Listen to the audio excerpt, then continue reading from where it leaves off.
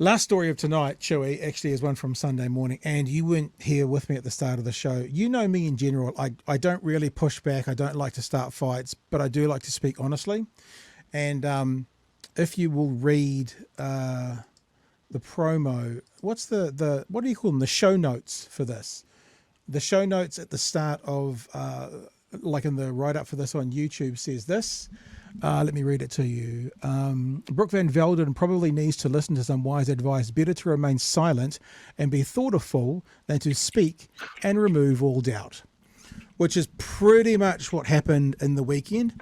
I am in shock at the level of stupidity she showed. In shock. Didn't understand questions. Didn't get what Jack Tame was saying. When Jack Tame had to explain something to her, she said, "Thank you for explaining that to me," or words to that effect. Shocking. I'm going to show, and I've already said, see all the crosses out there, those crossing outs? There's so much in this. This could be an hour show just by itself. So I've actually had to cross out things that are quite important. We just don't have the time. We just don't. So this is what we're going to start with. And this first thing isn't really even, I realize what I've just said. There'll be a person or two out there that think that I'm being a prick. So I want to show you an example of what I'm talking about, okay? And this is this is an example of just her not even understanding the question. So they're setting up for a to and fro between her and Jack asks her a question about, I'll just play it. I might have the wrong one mixed up. But she doesn't understand the question. Have a look. But we can't just stop everything every time we hear that there might be a potential red flag. Absolutely, we have to look at the evidence. It's a very developing situation, but we're only just receiving it. So I can't comment further on what we will do, but I want the time to actually get it right. How long do you think that process will take? Right, really important. So she's talking about to do with what are their policies. And Jack's just asked, how long do you think that will take? So he's asking, how long will it take for your policy to be enacted? That's the question, yeah? What do you think that process will take? Just roughly. Any idea? You're going to have to give me the time, Jack. No. Just is it likely to be? She thought he was doing that whole, have you got the research? Do you know what the time frame is? Meaning, it's like saying, do you know how many? She thought he was basically saying a version of how much is a bottle of milk. We will do, but I want the time to actually get it right. How long do you think that process will take? Just roughly. Any idea? You're going to have to give me the time, Jack. No. Just is it likely to be weeks or months, or any sense of things? I'll be working through it. Like I said, it's just arrived on my desk. Idea. I don't know what the options and the advice. She had no idea what he was talking about. She had no idea of the question whatsoever. And that came off the back of some questions where he was asking about workplace safety inspectors, and he was saying, how many per 100,000 do we have? And she said, we don't have those numbers to hand. And he told her, and that was actually okay, because you're not going to know everything. And so when he said, how long will that take? She thought it was the same kind of question, that there was an actual number. And so she said, well, you'll have to give me the time, meaning you obviously know I don't. And this is this minister we've got in our government, Chewy, who doesn't even understand the questions she's being asked.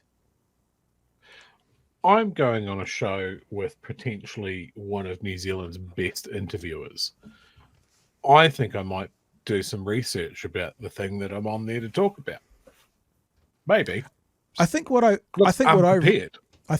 realised with Brooke van Velden is she's across her portfolios. But as soon as she gets asked about a different portfolio or a different general government question, she loses it. Like she was being asked then about, it was yesterday, being asked about migration, which is obviously Erica Stanford.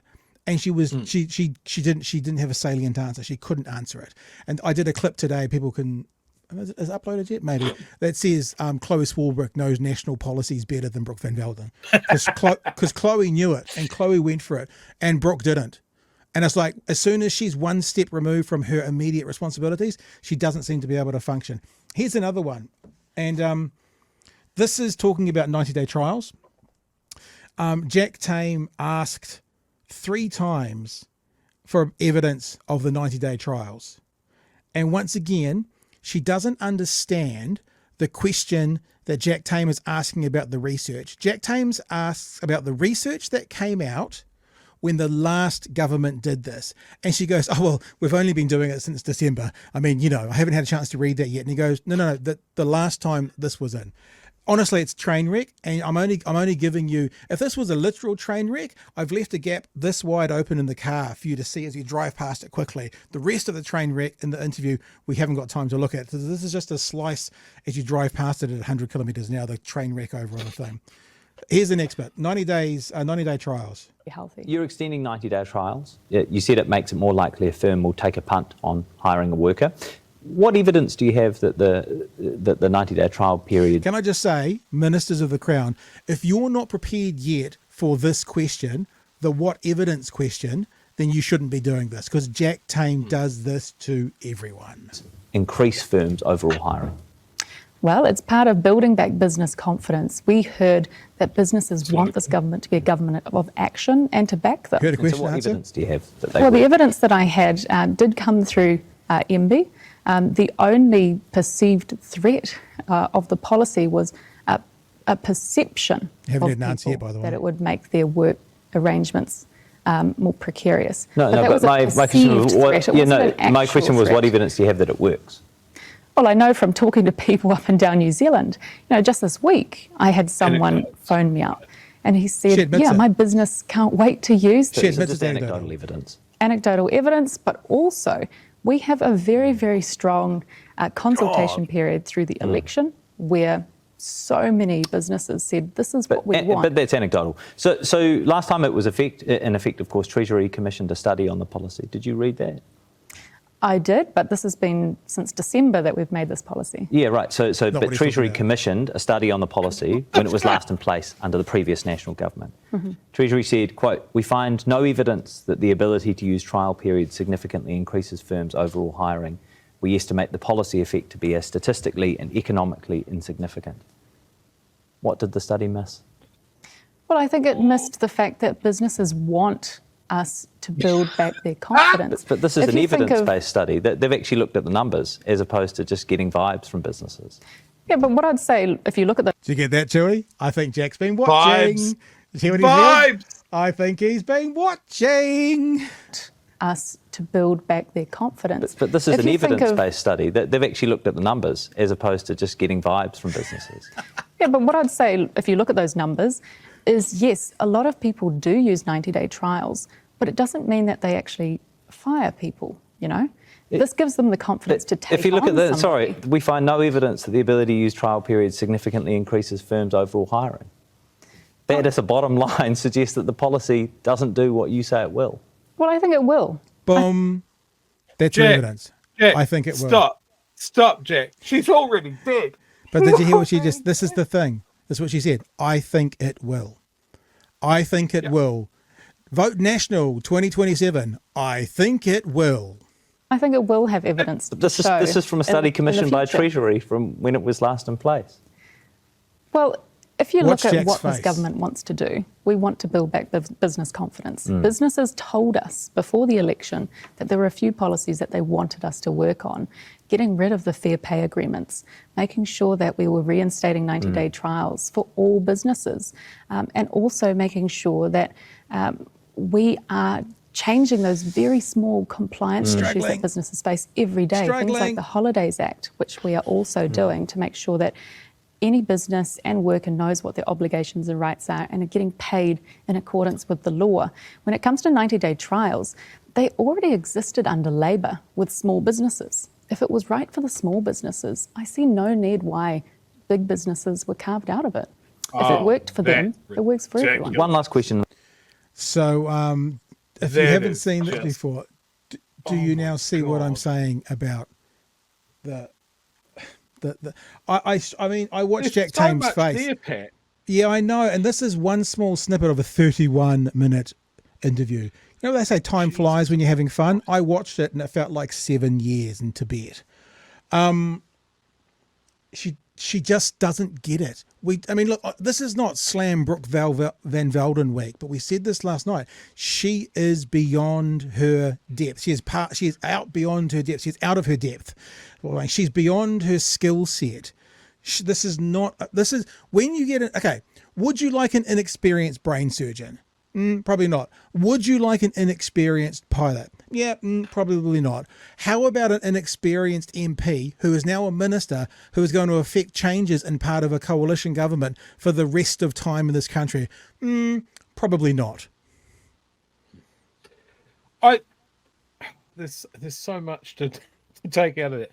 Like, oh, we want to build back business confidence. Every time there's a business confidence survey, I can tell you how it's going to go. If National are in power, whether they're doing good or not, business confidence goes up. When Labor's in, and they're trying to look after the workers, whether they're successful or not, business confidence goes down. It's so fucking predictable, and it's based on nothing.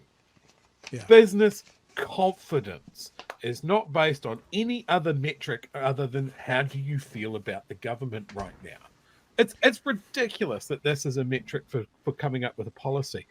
And then you've got things like people have told me, I had a phone call, businesses told us that they want this thing. Well, have people told you that they want fair pay? Have people told you that they're struggling to pay their mortgages and feed their kids? Have people told you that they want to get rid of smoke-free 2025? What about that one? It's if it wasn't so goddamn infuriating, it'd be laughable. Yeah. I actually give Jack some credit here. I really do sense that at times the smirk on his face was visible. And I don't think he was being a dick. I think that some of the stuff coming out of her mouth, remember I said this last night, this is not slam Brooke van Velden week, but she comes across as someone who is a teenager playing the role of, even the way she speaks. It's almost, and she's affected a particular way of speaking, where if you were doing the secondary school play, I would be the politician. And this is she does how speak I like would a do. teacher. And this is what I need. And then she flipped from there into 50s housewife. It's infuriating. And the thing is, at the moment, it is kind of dangerous. People make laws, people make changes, and you've already said it once, Chewy. I don't want to criticize Jack at all because I can just see the number of times. Like there was one point where he asked a question 3 times and he just had to move on. But what wasn't said and what needs to be said to her is, which businesses have you been talking to that want 90-day trials? Because it might be interesting to see who has been tugging on the ear of ACT and who hasn't been. Like which ones are the ones wanting to get rid of fair pay agreements and bring back 90? Who are those businesses? Because when you say I've been talking to businesses, what would there be? 10,000 businesses in New Zealand? You've spoken to 4? Like what 100? Who have you spoken to? Let's talk about 90-day trials, right? Because there she said that if it works for small businesses, then there's no reason why it shouldn't be extended to bigger businesses.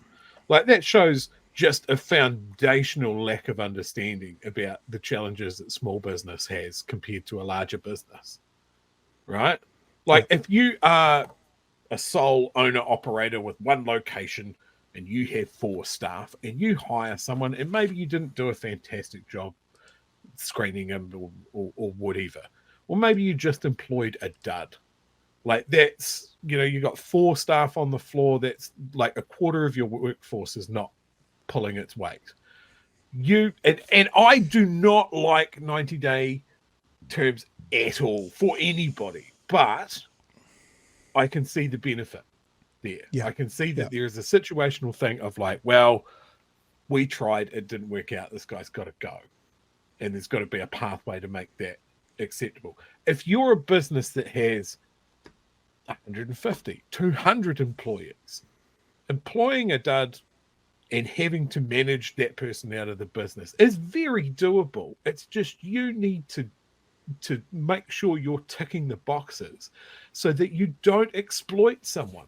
So you don't weaponize a thing of like, well, fuck, I only needed someone to get me through the busy period and now I don't want to keep them on. So I'm going to out the door. I don't have to tell you shit. I don't have to make sure that I did this, that, and the other thing. You're gone, boy. And as with anything, the power in this is overwhelmingly with the employer. And of course, business doesn't like that. They want to be in the more powerful position. Things like I can't believe she said business doesn't want fair pay. agreements. What a sentence. What a sentence to say out loud. Of course they don't. You know, they don't want increases to minimum wage. They don't want more holidays. They don't want anything that means that they're doing more for the worker. Yeah. They're not hiding it, eh? This is why they're not hiding who they're fighting for. They're not hiding. It's just, I mean, for a party that is so anti-unions, what they don't realize is when there is a government in power that is pro-worker and making sure that these protections are in sight, unions aren't needed as much, and their membership tends to go down. And then when these guys go in and they're like, "We're going after the worker," union membership goes up because they know, oh fuck, the government doesn't have our back. Holy shit, we need something to redress the balance. All right, let's do the last part about this. And we actually read a bit of a transcript of this last night from a particular quote-unquote left writer. And this is, and I just ask you to watch Jack's face again with these questions, because when you ask someone a question that you know they're going to either have to basically say all of our policies make no sense or lie, then they choose lie. I think you can see that on Jack's face. Have a watch of this. Are you still the only MP with an economics degree? Or is there another one? I haven't gone through the qualifications of every single new MP. Is there anyone else? We have no. I'm not sure cross Parliament. Yeah. This is called set him up and knock him down. This is what this is. I know that with an ACT, we've managed to bring in Andrew Look at the eyes. Hogarth, He's like, I've got it. and he has an economics degree as well. So we are doubling the efforts with an ACT. Okay, with that in mind, with your economics qualifications in mind, our income tax right now, our income tax cuts right now in the best interests of lowering inflation? I think they are. I think they are for all of those New Zealanders who have really, really, really been struggling. If you look at this from a wider context, we know that businesses have suffered. There's been high inflation, absolutely. But if you think of every New Zealander when they're going out of their house for work every day, they are finding it harder and harder to actually make ends meet. So how does giving them more money lower inflation? So giving them a little bit more money in their own back pockets makes it easier to keep up with that rising cost of living. Yes, but that doesn't. My question is, how does that lower inflation? Well, lowering inflation, actually, that's the role of government overall. Let's go back to my question. Our income tax cuts right now in the best interest of lowering inflation was my question. I think you can have both. You can have the government pare My back. question is it in the best spending, interests of lowering inflation? It is. Yeah. It is. We can have Kiwis who are working really hard have a few more dollars in their own back pockets for getting up and going to work every week to provide for their families, while as a whole government, we cut back on resourcing and we cut back on government spending, because that has a huge inflationary effect. So you don't have to cut back everything. I take that, but you can have a balance. And we're rebalancing away from huge government spending and allowing more New Zealanders to have more of their own money. Brooke van Velden. So what she basically said is, you'll get $2 more a week in your packet, and for that, we're going to cut this massive amount of public spending and stuff. But you get $2, but now you're going to have to spend $20 a week on buses for your kids. So we're going to cut that funding to the public transport, but we're going to give you $2 back. So. Yeah. So there you go, Chewy. There's the conversation we read about last night to do with the inflation question. That is such an easy get. Yes, tax cuts are inflationary. That's you can sort of go, yes, they're inflationary. They're worth the risk.